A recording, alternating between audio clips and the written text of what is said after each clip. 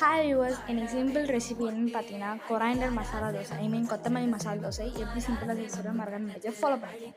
First ஒரு பேனில் உளுந்து பருப்பு, கடலப்பருப்பு, பூண்டு, இஞ்சி இதெல்லாம் போட்டுக்கலாம். ரோஸ்ட் ஆனோடனே அதை கூட பச்சை மிளகா, கருவேப்பிலை, தேங்காய், தனியா, சீரகம் இதெல்லாத்தையும் போட்டு நல்லா மிக்ஸ் பண்ணிவிட்டு நல்லா ரோஸ்ட் ஆகும்போது அதை கூட வேர்க்கடலையும் ஆட் பண்ணி நல்லா ரோஸ்ட் பண்ணி வச்சுக்கோங்க. இப்போ அது தனியாக ஒரு மிக்சர் ஜாரில் மாற்றி பேஸ்ட்டாக அரைச்சி வச்சுக்கோங்க. இப்போது ஒரு கொத்தமல்லி எடுத்து பேனில் லைட்டாக வதக்கி விட்டு அது கூட புளி உப்பையும் ஆட் பண்ணி கொஞ்சம் வதக்கி விட்டு நம்ம ஆல்ரெடி ரெடி பண்ணி வச்சிருந்த பேஸ்ட்டாக கூட கொத்தமல்லி ஆட் பண்ணி எடுத்திங்கன்னா ஒரு சூப்பரான கொரைண்டர் பேஸ்ட் ரெடி. அதை தோசையில் ஸ்ப்ரெட் பண்ணிட்டு ஆஸ் யூஷுவல் பொட்டேட்டோ மசாலா மேலே வச்சு தோசையை நல்லா ரோஸ்ட் பண்ணி எடுத்திங்கன்னா ஒரு சூப்பரான கொரைண்டர் மசாலா தோசை ரெடி.